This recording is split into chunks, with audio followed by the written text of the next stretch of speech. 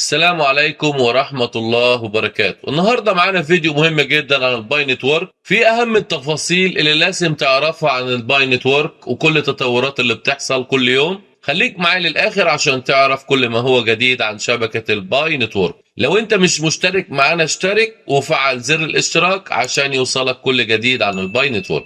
الرد على فكرة هل الإطلاق الكامل لباي نتورك مشروط بقانون الوضوح التنظيمي؟ بصوا يا جماعة، خلينا اتكلم معاكم بصراحة وهدوء بعيد عن الضوضاء اللي حوالين الموضوع ده.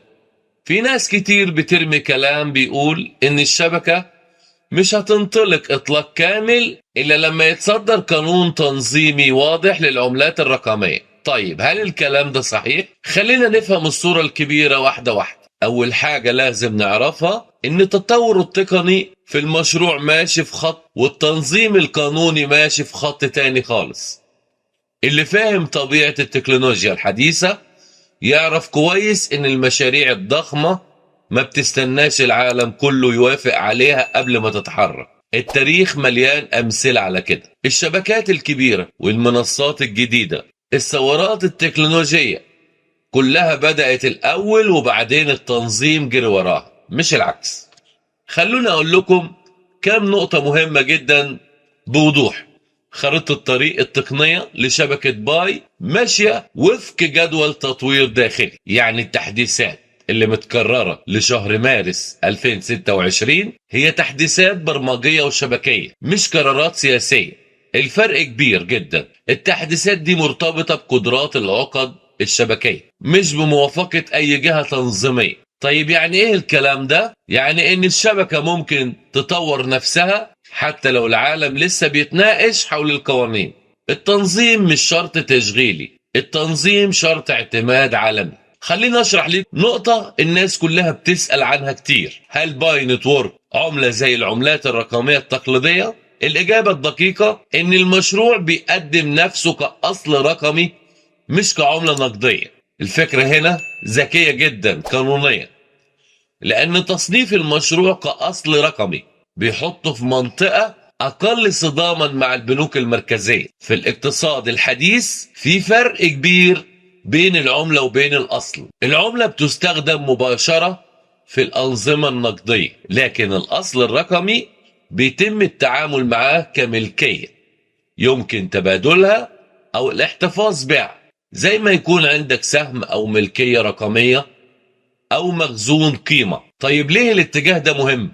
علشان المشروع بيتجنب مشاكل الطرح الأولي للعملات. مفيش بيع جماهيري مباشر، مفيش جمع أموال من المستخدمين، مفيش نموذج استثماري تقليدي. التوزيع حصل عن طريق التعدين المجاني، وده بيبعد المشروع عن تصنيف الأوراق المالية في كتير من التشريعات. النقطة الثانية لازم نفهمها كويس جدا.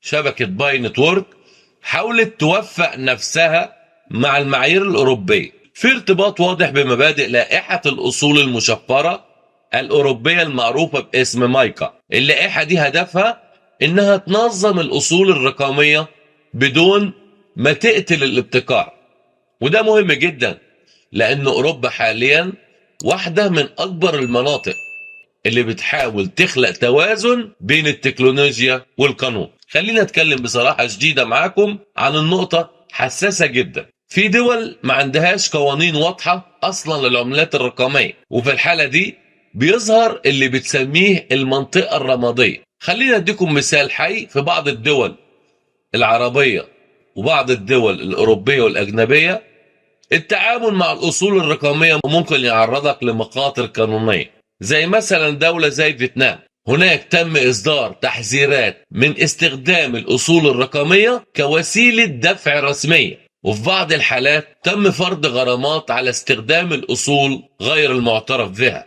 وده بيخلي المستخدمين في الدول اللي ما فيهاش تشريع واضح لازم يكونوا حذرين. طيب هل ده معناه إن الشبكة نفسها متوقفة؟ لا خالص. هنا لازم نفرق بين حاجتين، التشغيل التقني حاجة والاعتراف القانوني حاجة تانية. الشبكة مستمرة في التطوير، العقد الشبكية ملتزمة بالتحديثات. لو عقدة ما التزمتش بالمعايير التقنية الجديدة ممكن تنفصل تلقائيا عن الشبكة. وده نموذج شبيه بأنظمة البلوك تشين الحديثة. تعالوا نبص على الجدول التقني المتوقع في تحديثات مرتبطة بقدرات العقود الذكية وبيئة التبادل اللامركزي. الفكرة الأساسية هي بناء اقتصاد داخلي متكامل، مش مجرد رمز رقمي يتم تداوله وخلاص. في ناس بتسأل سؤال مهم جدا: هل لازم قانون الوضوح التنظيمي قبل الإطلاق الكامل؟ الإجابة المنطقية لا طبعا. التاريخ التقني بيقول إن الابتكار غالبا بيظهر الأول وبعدها التشريع بيظهر لتنظيمه. مشروع كبير زي الإنترنت نفسه ما استناش قانون عالمي قبل ما يتنشر.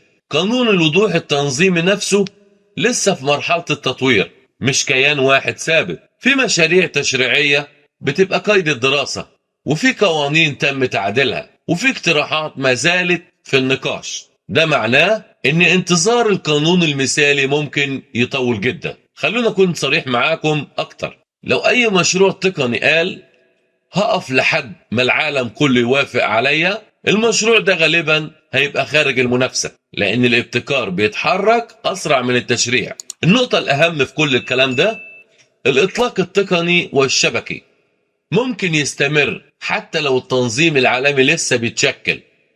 الاعتراف القانون الكامل هو اللي ممكن يتأخر، لكن التطوير التقني بيحصل بالفعل.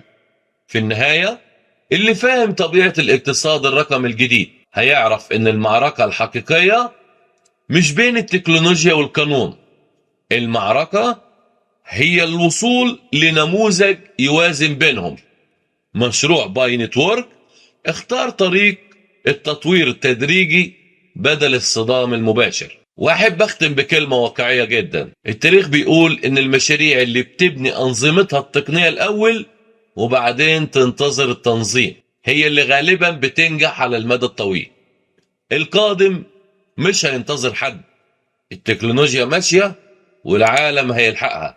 والسؤال الحقيقي مش هل الإطلاق الكامل مرتبط بقانون الوضوح المالي، السؤال الحقيقي هو: هل العالم جاهز أصلا للمرحلة الجاية من الاقتصاد الرقمي؟